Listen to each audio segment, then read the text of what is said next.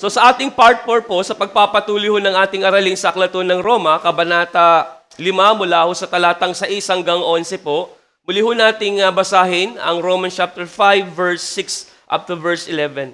Sabi ho dito, sapagkat nung tayo ay may hina pa, sa tamang panahon si Kristo ay namatay para sa masasama. Sapagkat bihirang mangyari na ang isang tao ay mamatay alang-alang sa isang taong matuwid. Bagamat alang-alang sa isang mabuting tao, marahil ay may mangahas mamatay. Subalit, pinatutunayan ng Diyos ang kanyang pag-ibig sa atin na noong tayo'y mga makasalanan pa, si Kristo'y namatay para sa atin, lalo pa ngayong itinuturing tayong ganap sa pamamagitan ng kanyang dugo. Ay maliligtas tayo sa galit ng Diyos sa pamamagitan niya. Sapagkat kung noon ngang tayo'y mga kaaway ay ipinagkasundo tayo sa Diyos sa pamamagitan ng kamatayan ng kanyang anak, lalo ngayong ipinagkasundo na ay maliligtas tayo sa pamamagitan ng kanyang buhay. At hindi lamang gayon, kundi tayo nagagalak rin sa Diyos sa pamamagitan ng ating Panginoong Jesucristo, na sa pamamagitan niya itinamo natin ngayon ang pakikipagkasundo.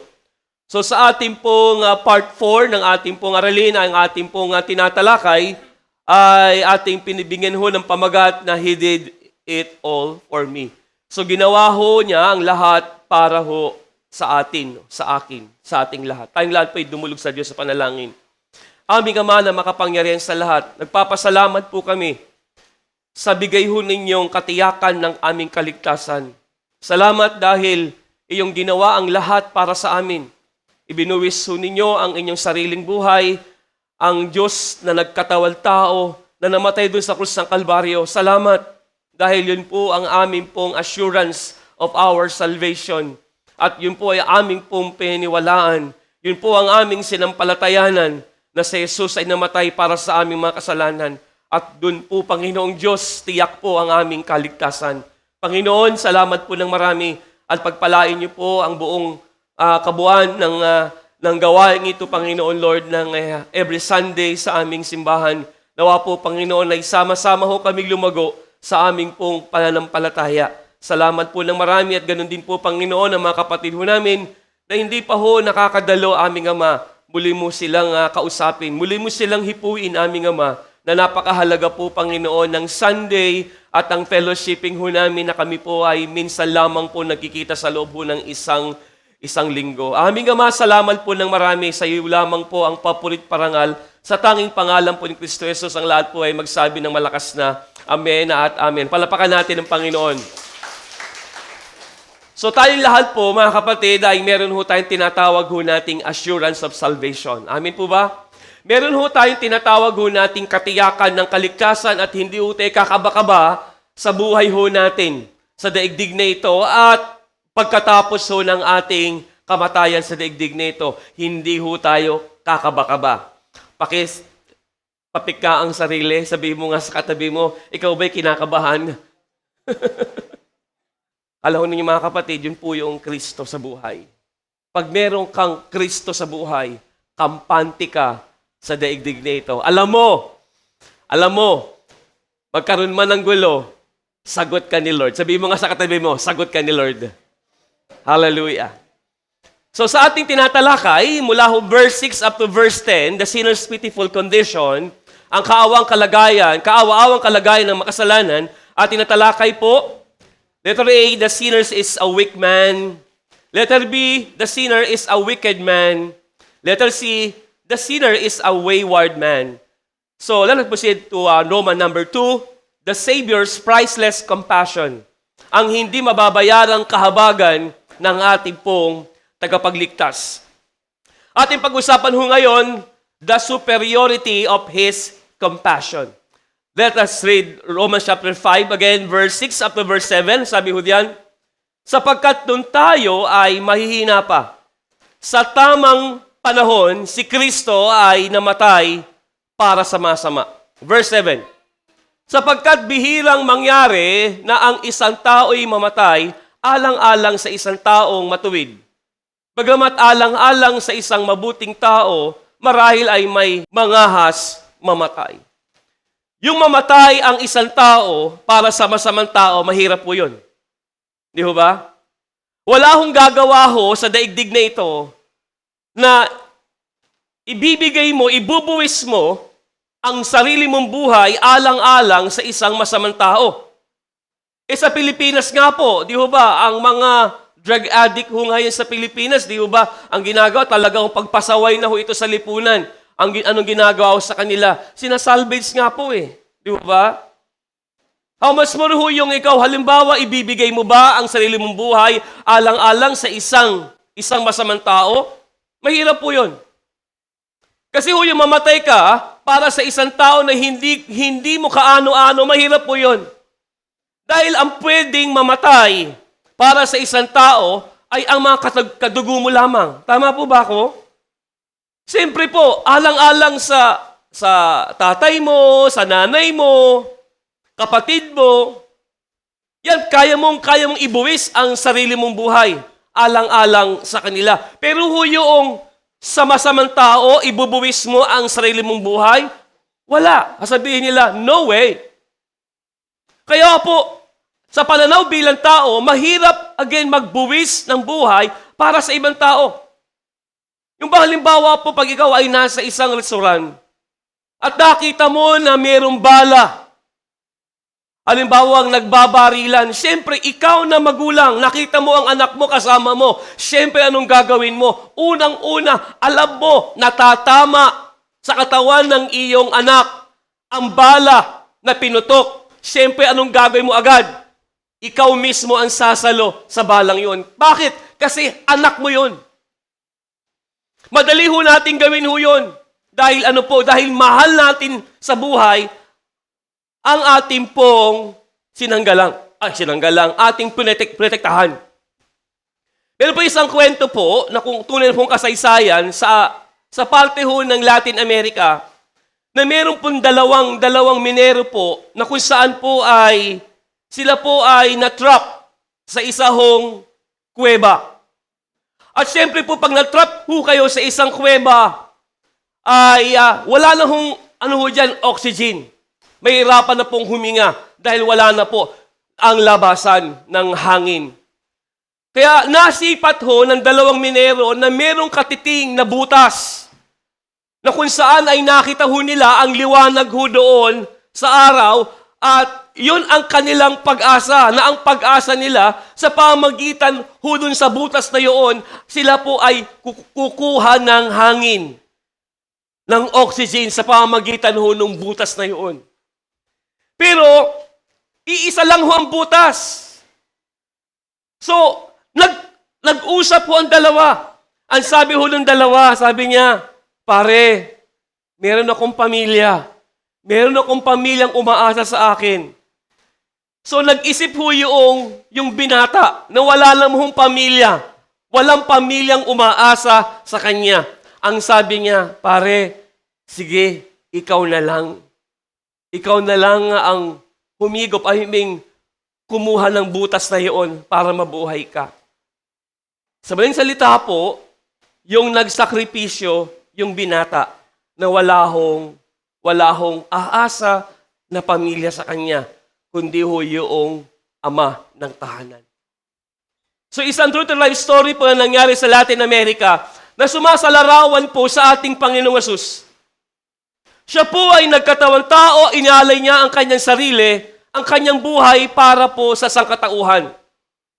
Kaya po nung ang Panginoong Hesus po ay naikilala na sa buong Jerusalem, habang siya po ay sa loob ng 3 taon nagministeryo sa bayang Israel, ang mga Sanhedrin, ang mga Pariseyo, at mga pinunong pariho sa bansang Israel ay nagsabwatan na ipapatay ang Panginoong Hesus.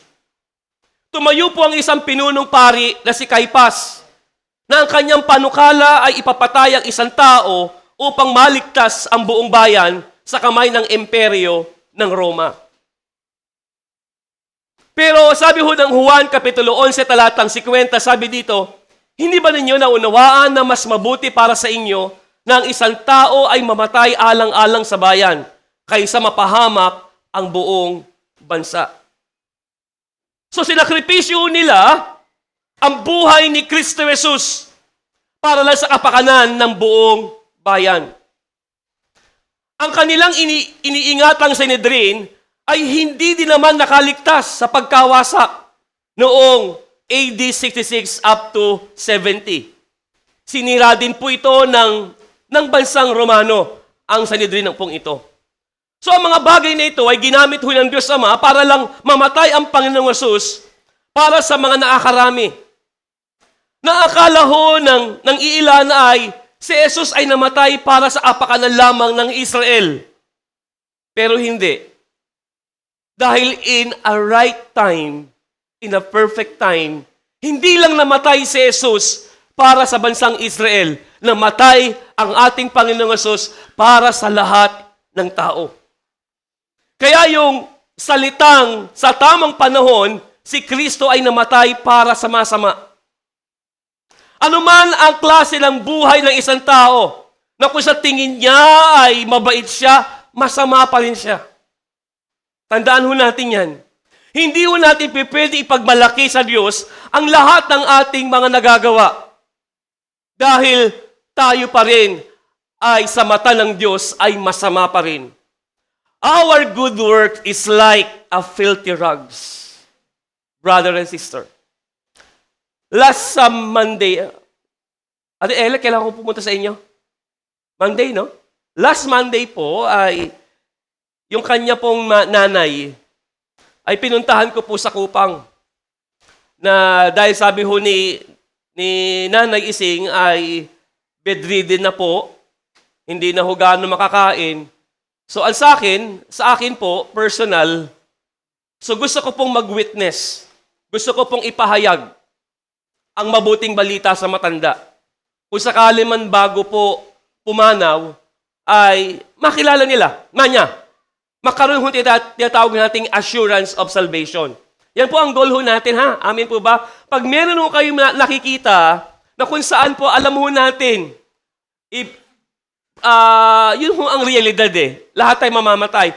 Kung alam ho natin, malapit na hong pumanaw, puntahan agad ho natin. Kung meron kang mga mahalagang pupuntahan, itabi mo muna yon. Unahin mo muna yung nangangailangan ng tulong. Amin po ba? So, actually, dapat Wednesday ko ako pupunta ho doon. Na-sense ko na bakit hindi na ngayon pa. Sabi ko, wala na akong ginagawa. Sige, punta tayo. So, niyaya ko sila ni. Punta kami ng Kupang, nagmotor ako. So, sa pagpunta ko ho doon, nag-explain ako sa matanda. Kasi siya po ay 92 years old na. 92 years old na. So, explain ako sa kanya about salvation. Pero sabi sa akin kasi ni Nanay Ising, at kahit nila ni, super bait daw po talaga ho ng matanda. Talaga ho, simula nung nakilala nila, si Ate Ella, kasi tiyahin ho namin ho yan, ay yung kanyang nanay, simulat sa pool, super bait daw po. Sabi nga ho nila ni, sabi niya, wala akong nakitang matanda na tumanda na super bait, kundi si inang lang. Oh, ganun? Kaya sabi ko nga, masubukan nga. Puntahan kaya natin. Hindi pinuntahan ko talaga kasi, hindi ko pa siya kilala. Ang kilala ko lang, siyempre, si Ate Ella, ang kilala ko lang ay yung pamilya ng hilang pamilya ni Lani. Pero yung iba pang mga pamilya, hindi ko kilala. Meron pala matanda doon sa compound na hindi ko nakikita. Sabi ko, bakit kailangan puntahan ko? So, pinuntahan ko nga po. Ito po, in-explain ko about gospel. Sabi ko doon sa matanda, kala ninyo, makinig ko kayo, ha? Sabi ko sa matanda, Inang, alam niyo po ba, Inang, hindi kayo pupunta sa langit dahil mabait kayo? Sabi sa akin agad, bakit? Nahabag naman ako yung word na, bakit? Ibig sabihin, doon ko pala nakita agad yung matanda na nanangan saan? Sa kanyang ginagawa, sa kanyang kabaitan. Talagang, hindi ko talagang tinantanan. Talagang sinabi ko agad, Inang, hindi dahil mabait ka, pupunta ka ng langit, Inang. Pupunta ka ng langit dahil meron kang pagtitiwala kay Kristo Jesus na siya ay namatay, inilibing at muling nabuhay para sa iyong kasalanan. Inang, naniniwala ka ba doon? Sabi sa akin, opo.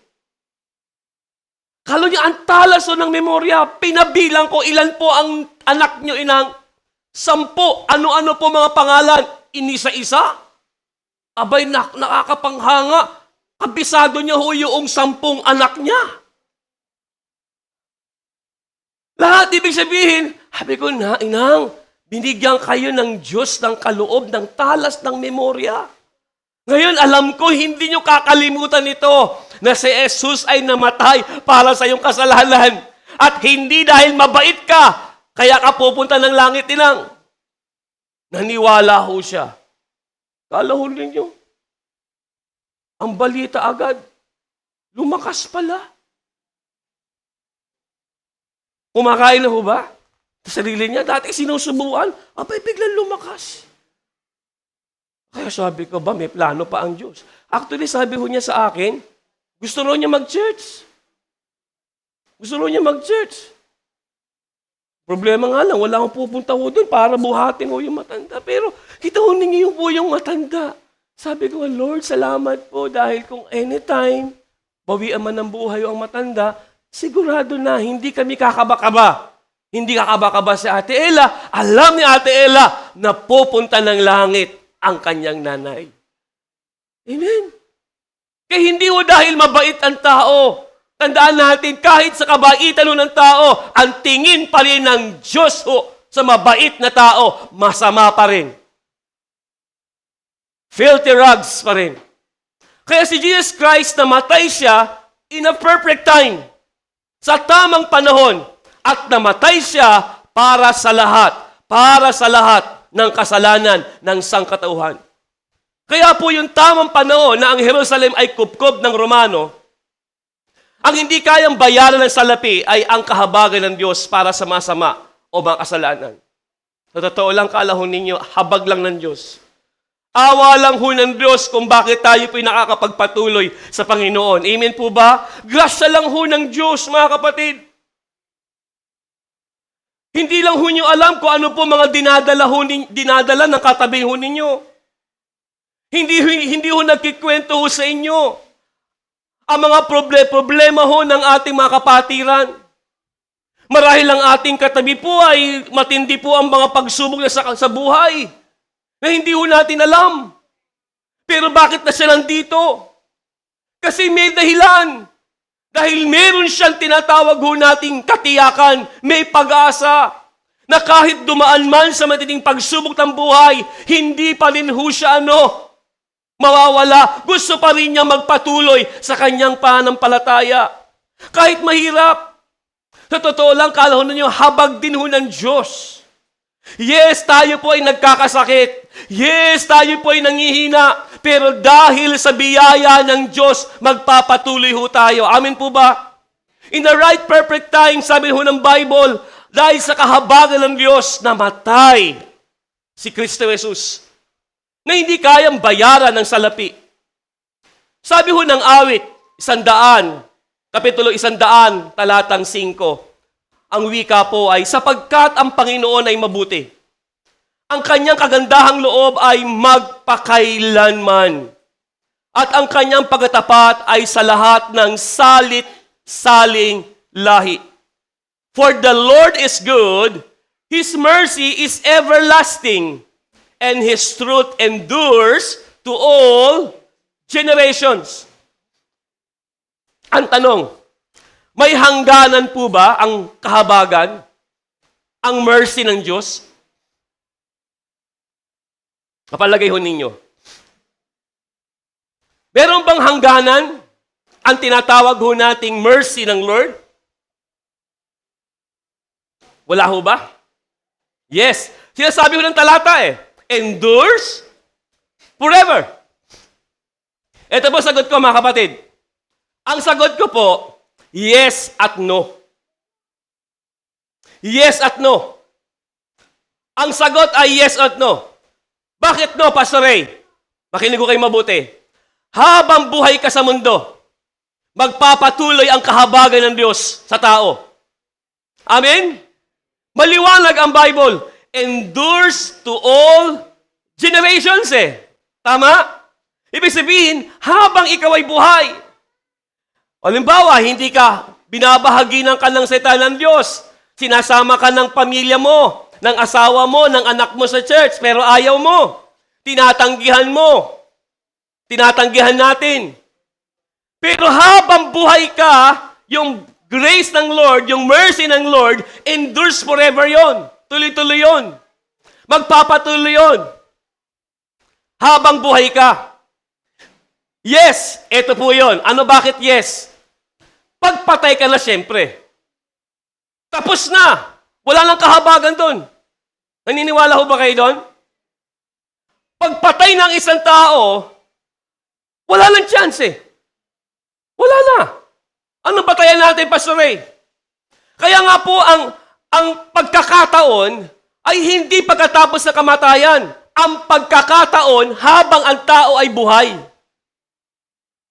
Yan ang dahilan kung bakit ako po pag nakakaalam po ako na bedridden at alam ko po na talagang malapit na pong mamatay, ay pinupuntahan ko agad.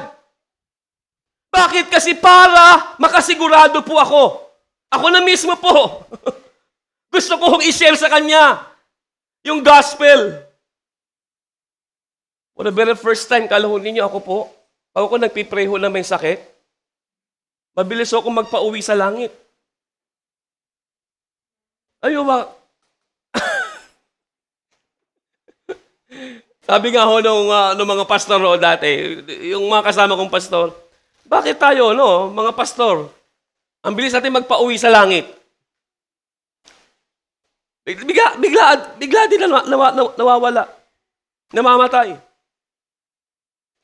Sa totoo lang kalahon ninyo, ano ba maganda? Mapunta ang kanyang kaluluwa sa impyerno o mapunta po ang kanyang kaluluwa sa langit? Eh syempre po, gusto natin sa langit. Para doon sa bukas ang espiritual na pagkaunawa. Eh paano kung blanco ka? Ika nga hindi priority sa iyo ang spiritual aspect ng buhay. Yes, gusto mo talaga na mabuhay ang iyong mahal sa buhay. Ako, iba ho ako mga kapatid. Yung aking ina, kwento ko nga ho sa inyo, nagkaroon ho ng stage 3 cancer. Sabi ko ho sa Diyos, Panginoon, mas pipiliin ko pang kunin na ho ninyo ang nanay ko kaysa buhayin ho ninyo. Hindi ho ako masamang anak ha, mahal ko po nanay ko. Kasi kung papipiliin nga lang ho ako mga kapatid, kung sino po ang gusto ko po na mauna, tatay ko. Kaya sa nanay ko. Kasi nga mamasboy kasi po ako eh.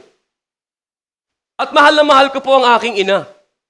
Yun po yung katotohanan. Katotohanan ho doon. Hindi dahil may nagkaroon ho ng record ang aking ama sa amin, dahil iniwanan ho kami. Hindi ho yun. Kasi napatawad ko na po ang tatay ko eh. Napatawad ko na ho siya.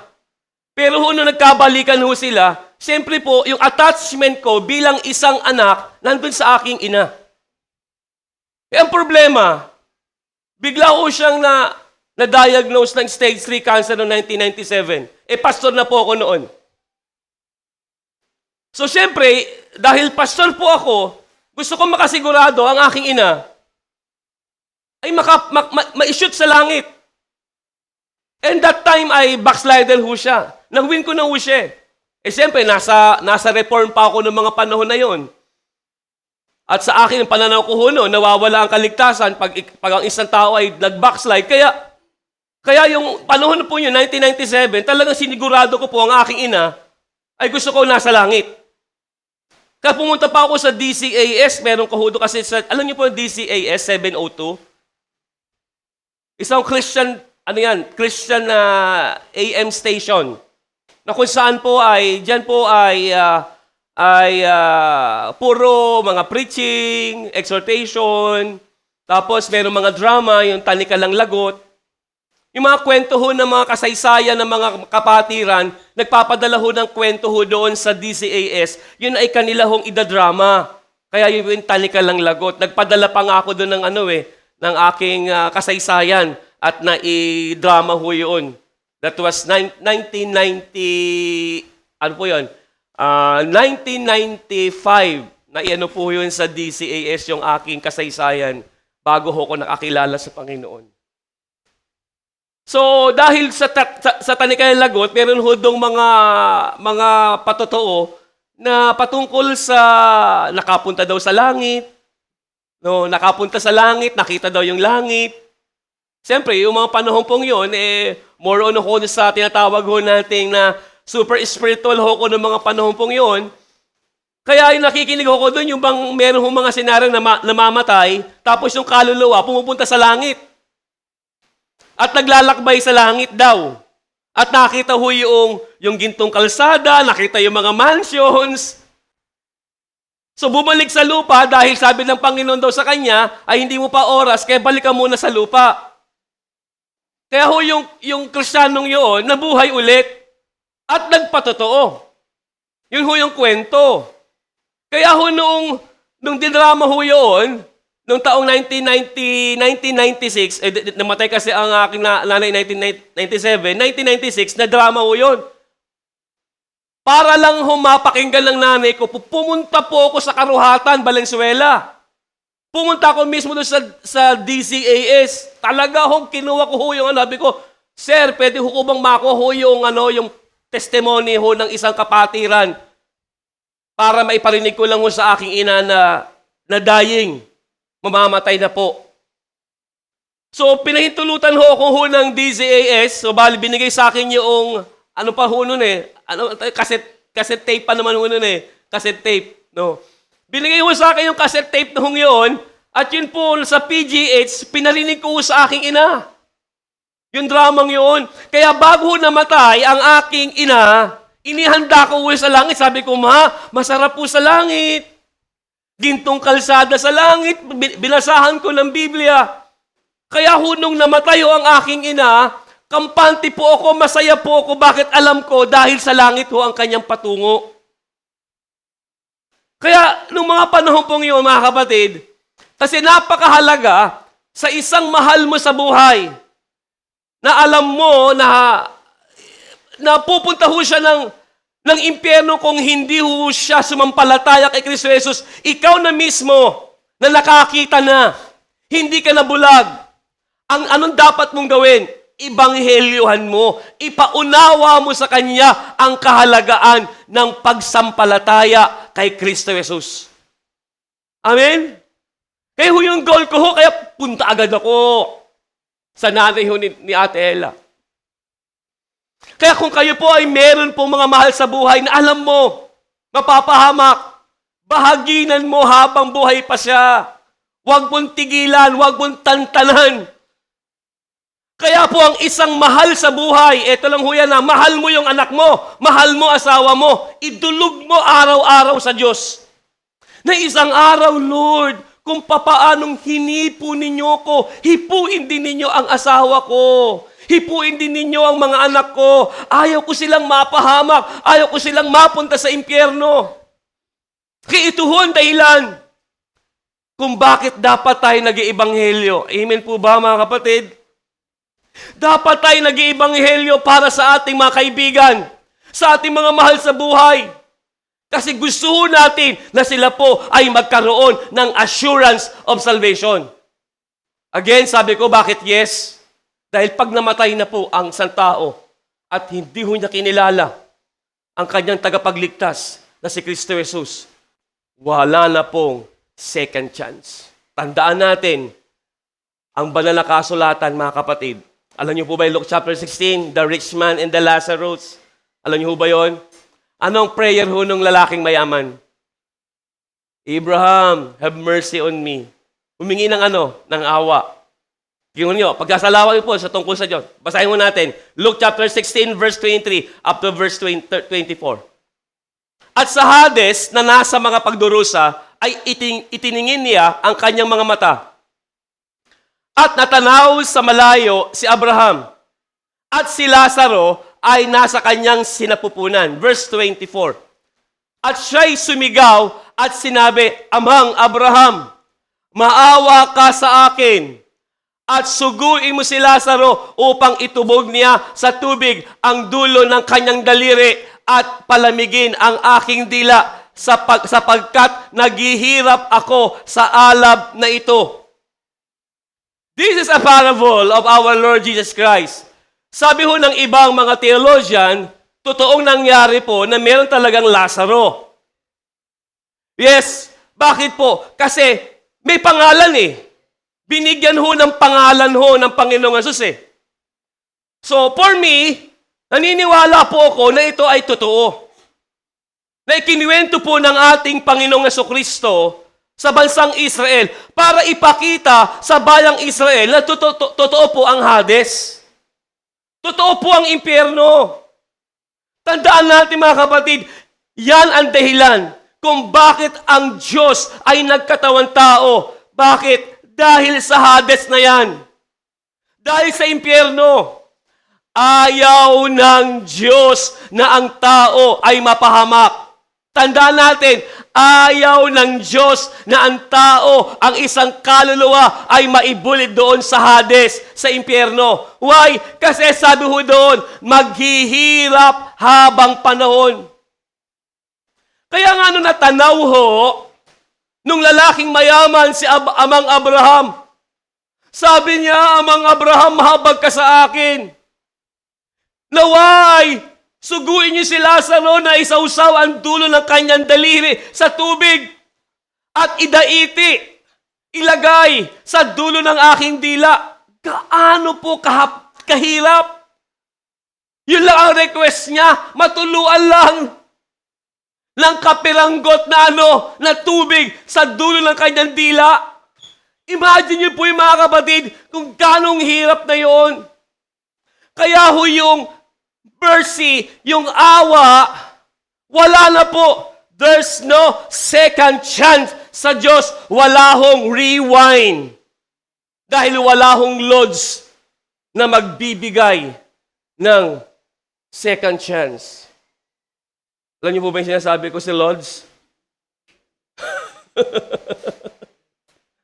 Hindi totoo ho na merong rewind ha. Walang rewind. Walang, dahil kung may rewind, merong second chance. Tama? In God, there's no second chance if you die here on earth. The second chance, the second and the last chance while you are living. Habang buhay ka, there's a second chance. Kaya nga po, paano kung ikaw ay mapunta doon sa impyerno? Ano sabi ni Abraham? Anak, nung nasa lupa, naghirap si Lazaro, samantalang ikaw ay nagpasasa sa lahat ng kayamanan. Dito ngayon nag-inaaliw siya. Anong sagot ho nung lalaking mayaman? Kung ganun po, Lord, pwede po niyong isugo si Lazaro kasi meron pa akong 5 kapatid. Meron pa akong 5 kapatid sa lupa. Ayaw ko silang mapunta dito. Sige po, imagine nyo mga kapatid, yung patay pa ang nananalangin. Hindi ang buhay dito sa lupa. Di ba tayo mga tao sa daigdig, pinapanalangin ho natin ang ating mga namayapang mahal sa buhay na akala ho natin na nakabaka sakaling mapuntas doon sa tinatawag ho nating langit. Tandaan natin, hindi ho dasal ang magsasalba sa isang kaluluwa na naibulid doon sa impyerno. Wala na nga po. There's no second chance. There's no rewind.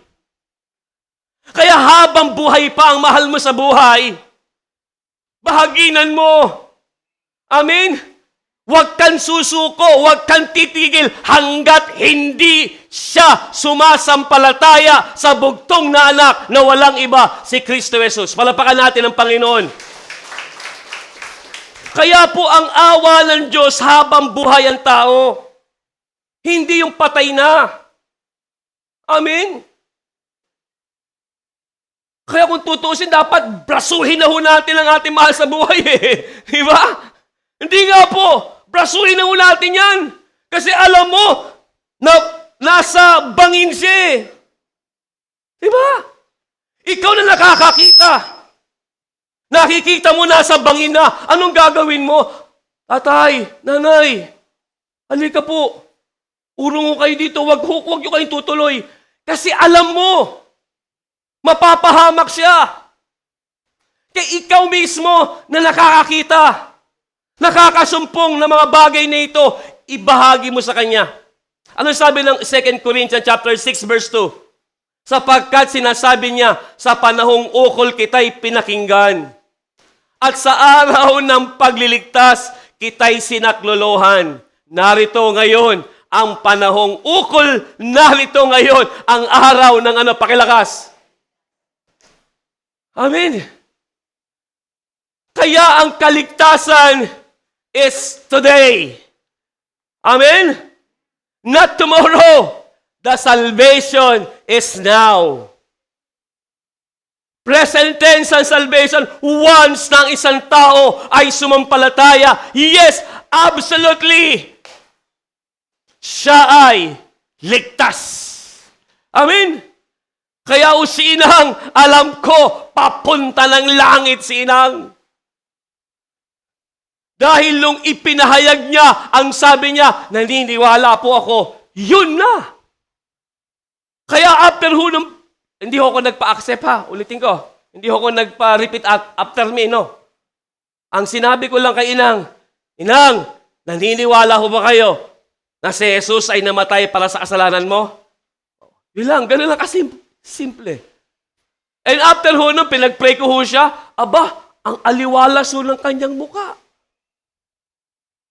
Diba, Ate Ella, no? Bigla ho siya napangiti. At ang balita ko pa, sabi niya, gusto pa raw ata ako makita ulit. Sabi nga ho sa akin ng asawa ko, ang lakas ng mo sa sa mga nanay. Ng karisma mo sa mga nanay. Ewan ko. Oh. Mas malapit kasi ako sa mga nanay eh. Hindi po. Mga tatay, malapit din ako sa inyo. Baka magselos ang mga tatay natin dito. Yun lang kasi po ay maano kasi ako sa mga nanay. Ano po? So again, ito ang soberanya ho ng Diyos. Romans chapter 9 verse 15. Sabi ho dito, sapagkat sinasabi niya kay Moses, ako'y maaawa sa aking kinaawaan at ako'y mahahabag sa aking kinakahabagan. Tandaan natin, the sovereignty of God, hindi natin pwedeng saklawan ang soberanya ng Diyos eh. Totoo lang. Yes, nahabag ang Diyos sa lahat ng tao, pero meron talaga ho siyang kinakahabagan. Meron mga tao ho siyang kinakahabagan. Ano ang konteksto ho nito mga kapatid? Ang konteksto po nito ay ang pagrebelde ng bayang Israel sa pagsamba sa guyang ginto. Ilang libo po ang pinatay ho niya? 3,000 agad ho ang pinatay ho ng Diyos. Dahil ho doon sa pagrebelde ho nila sa Panginoong Diyos. Let's proceed to our letter B, the statement in His compassion. Ang pahayag ng kanyang habag. Ang dahilan ng kanyang kahabagan sa tao ay pag-ibig. Yun ang kanyang pagpapahayag. Romans chapter 5 verse 8, sabi dito, subalit pinatunayan ng Diyos ang kanyang pag-ibig sa atin. Noong tayo'y makasalanan pa, si Kristo ay namatay para sa atin. So ang pag-ibig ng Diyos ay kaibahan sa pag-ibig ng tao sa parehong kalikasan at antasa dahil ang Diyos ay nagpapakita at patuloy nagpapakita ng kanyang sariling pag-ibig sa atin. Sa ganito, ito ang present tense at nagpapatuloy ang kanyang pag-ibig sa tao. Because God demonstrates, the word Greek verb from sunestesi means to commend, to show, to prove, to establish, to exhibit. Ipakita, patunayan, itatag, nung tayo ay makasalanan pa, si Kristo ay namatay para sa atin. Ginamit po yung hyper sa ating lugar. So meaning, ang ating kalagayan na makasalanan na pag namatay ay pupunta ng impyerno kahit ang taong naging dahilan ng pagpapapako kay Kristo Jesus. Namatay si Kristo pa rin doon sa nagpako sa kanya na sundalo. Ganun ho yung kahabagan ng Diyos. Christ died for all men. Not for Israel. Not for Philippines. But for all men. For all 8 billion souls. 8 billion people. Christ died for all 8 billion people around the world. At ang bawat 8 billion na yan na tao na lalapit kay Kristo Jesus at magtitiwala kay Kristo Jesus. Tiyak ang kaligtasan para sa kanila. Amen? Roman number 3, verse 9 up to verse 11, the saints' precious conversion, ang pagbabago ng isang banal. Analyze this verse. Nung tayo mga makasalanan pa, ibig sabihin ay ano po yan? Past tense. Tama? Nung tayo makasalanan pa, ang tingin ng Diyos sa atin ay from sinners to saints. Sabi mo sa katabi mo, ikaw ngayon ay hindi na makasalanan. Really, Pastor Ray? Hindi na ako makasalanan? Papayag mo ba kayo doon? Hindi ka na makasalanan? Meron umaangal. Hindi, makasalanan pa ako. Nagkakasala nga ako eh. Makasalanan pa rin ako. Yes, here on earth, tandaan natin, tayo po ay nagkakasala pa. Pero ang tingin ng Diyos sa atin, hindi na po makasalanan. Say amen to that. Kasi we are saints. Banal eh. Di ba, meron nga ata, gusto ata i-canonize Pilipino? Meron po. May panibagong ika-canonize para pang pag-aaralan pa kung magagawing santa. Ano ko sa news? Babae po, di ba? Ano ba ang kanilang batayan para i-canonize ang isang tao para gawing saints? Meron ng tinatawag nating himala, tama? May kabutihang ginagawa. Yes, siyempre, yan ho yung kanilang paniniwala, yung kanilang pananampalataya sa relihiyon na huno yun. Pero tayo po mga manampalataya, naniniwala ho ba kayo na tayo po ay na-canonize na rin? Amen? Kailan ka na-canonize? Kailan ka na-canonize na saints? Nung ikaw ay sumampalataya kay Christ. Tandaan ho natin, yung ating self-righteousness, yan ang hindi natin pwede ipamukha sa Diyos. Dahil sa Christ's righteousness, inilagay ho niya ang kanyang katuwiran. So ngayon, ano nakikita sa'yo? Ikaw to. Malit na bagay lang po. Ikaw to. Sa harapan ng Diyos, ikaw ay makasalanan. Na kahit anong gawin mo na kabutihan, tiyak pupunta ka ng impyerno. Pero ang Diyos, nagkatawang tao, nabuhay sa loob ng 33 taon. At sa loob ng 3 taon, nagpahayag ho siya ng tinatawag ho nating mabuting balita sa bansang Israel. At si Kristo Jesus ay namatay doon sa krus sa Kalbaryo. Ikaw na nakasumpong ng tinatawag ho nating gospel. Si Kristo Jesus ay sinampalatayanan mo. Dati, ikaw ay sinners. Ikaw ay makasalanan na kahit anong gawin mo, pupunta ka ng impyerno. Pero dahil si Kristo ay namatay sa buhay mo, sa kasalanan mo, siya'y ginawa mong tagapagligtas. Piniwalaan mo ang kanyang ginawa doon sa krus sa Kalbaryo. Anong ginawa sa iyo ng Diyos? Sinakluban kanya ng ano?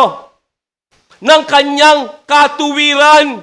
Tanong, ikaw ba'y nakikita pa ba ng Diyos na makasalanan? Answer me. Di ba hindi na po? Bakit? Si Kristo Jesus, tinakluban ka na niya. Kaya nung ikaw ay nagtiwala kay Kristo Jesus, nanangan ka sa ginawa ni Kristo Jesus, hindi ka na makasalanan. Isa ka lang banal sa harapan ng Diyos Ama. Hallelujah! Palapakan natin ang Panginoon for that.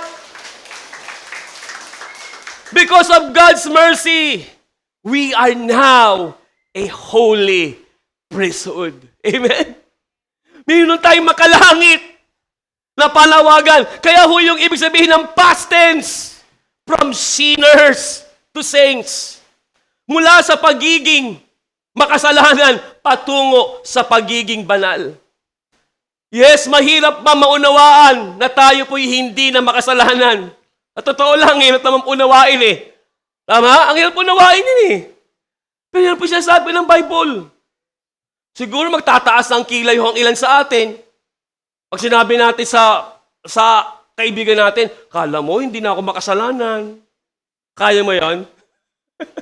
Tatawanan ka ng kaibigan mo. Oh, totoo, hindi ka makasalanan. Tika nga, suntukin nga kita. Ewan ko kung hindi ka gaganti. Yes, gaganti ka. Ang hirap unawain. Pero yan ang katotohanan. Ang hirap tanggapin na hindi ka na makasalanan. Yes, in front of God, hindi ka na makasalanan. Kasi si Kristo Jesus ay ginawa mong pangunahin sa buhay mo. Ito lang, illustration lang yun eh. Kung halimbawa, tatanungin ka ng kaibigan mo, hindi ka naman makasalanan. Ito lang, gumamit ka ng tissue. Ito ka, Pero dahil pinaniwala mo si Kristo Jesus, matuwid ka na. Ganyan lang, kasi simple. Ang Diyos nakatingin saan? Sa righteousness ni Christ na nasa iyo. Hindi yung self-righteousness mo. Your self-righteousness is a filthy rags, brother and sister. But Christ's righteousness, yan ang gusto ng Diyos, Ama. Amen po ba? Katiyak, meron tayong kaligtasan. So mga kapatid, dito ako magtatapos. Pero hindi pa po. Dahil meron pa hong part 5. Mahaba kasi utong talata. Kasi iniisa-isa ko yung mga talata. Nag-enjoy mo ba kayo sa word? Honestly po, lumalago ho ba ang spiritual life ninyo? Amen? Kasi yun kasi ang goal ko po mga kapatid eh. Kasi kung ikaw po, nakaupo dito ngayon, lumalago sa Christian life mo, panalo ka eh. Panalo ka eh. Bakit panalo ka? Kasi alam mo, tiyak ang kaligtasan mo eh. Amen? Na kahit anong mangyari sa'yo sa daigdig na ito, hindi ka kakaba-kaba. Kasi meron kang lisensya. Anong lisensya mo? Lisensya mo si Kristo Jesus. Siya ang pinangahawakan mo para makapagpatuloy ka. Alat mo, pupunta ka ng langit. Yun ho, mapalad ka. Kaya we are blessed people. Sabi mo sa katabi mo, blessed ka. Ha? Ngayon, maging blessing ka naman sa akin. Amen? Kung bless ang katabi mo, o maging blessing ka naman sa akin, o ganoon din ako sa'yo, maging blessing ako sa'yo. Amen? Well blessed people. Mapalad ho tayo mga kapatid. Tayo po ang mga taong kinahabagan ng Diyos at tumugon doon sa awa ng Diyos. Amen po ba? Palapakan natin ang Panginoon. Hallelujah.